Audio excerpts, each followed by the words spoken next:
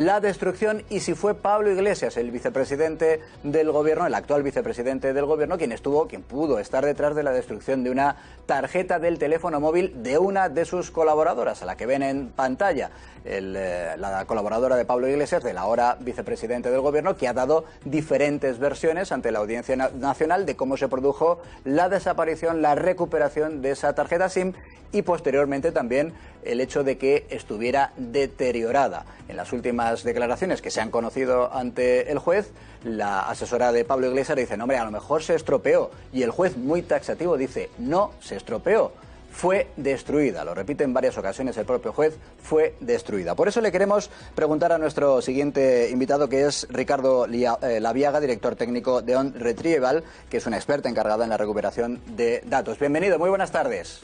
Hola, buenas tardes. Decíamos, el juez dice con mucha seguridad, fue destruida, fue destruida. ¿Se puede determinar sin género de duda que una tarjeta de un teléfono móvil es destruida intencionadamente? Depende del daño que encontremos. A ver, en una tarjeta de este tipo, un daño puede ser físico o electrónico.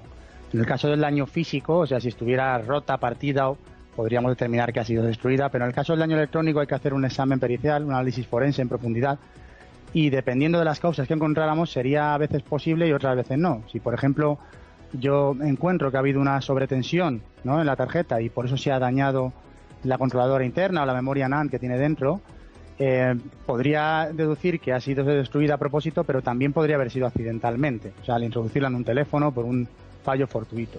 Entonces, para eso siempre haría falta hacer un análisis pericial en profundidad y dependiendo de lo que nos encontráramos podríamos llegar a la conclusión de que ha sido destruida de forma voluntaria o que no es concluyente el análisis.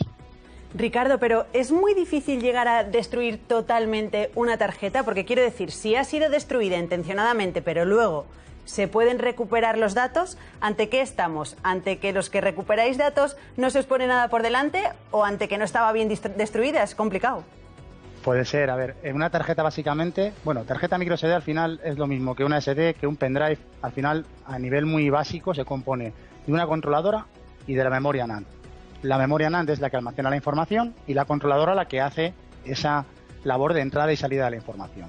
Normalmente cuando se daña una tarjeta de este tipo suele dañarse solo la controladora porque la memoria NAND es muy resistente y se podría llegar a acceder directamente a la memoria por unos métodos que tenemos, bastante complejos además porque son tarjetas muy pequeñitas, hace falta hacerlo al microscopio, con microsoldadura, y ya se acceden a unos contactos, ¿no?, para extraer esa información directamente de la memoria.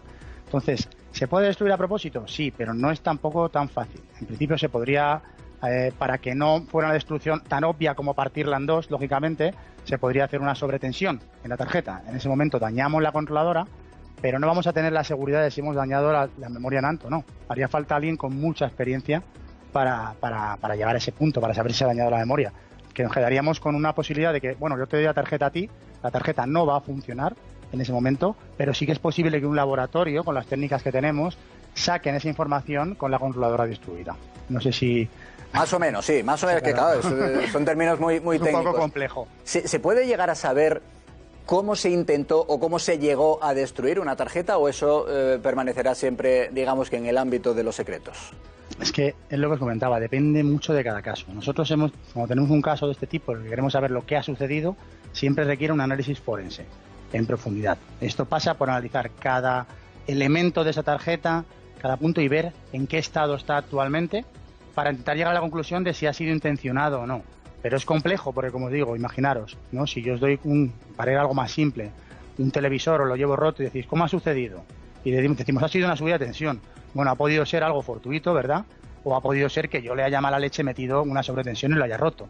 Entonces, yo te puedo decir qué ha sucedido, pero a veces de esa conclusión que saquemos del análisis forense, de la electrónica, llegar a cómo es muy complicado. Te puedo decir ha sucedido una sobretensión, pero no si ha sido aposta o ha sido algo fortuito. Es bastante complejo. Pues Ricardo, gracias por las aclaraciones, hasta donde se puede llegar a saber, porque efectivamente hasta el juez está con la mosca detrás de la oreja. Un fuerte abrazo.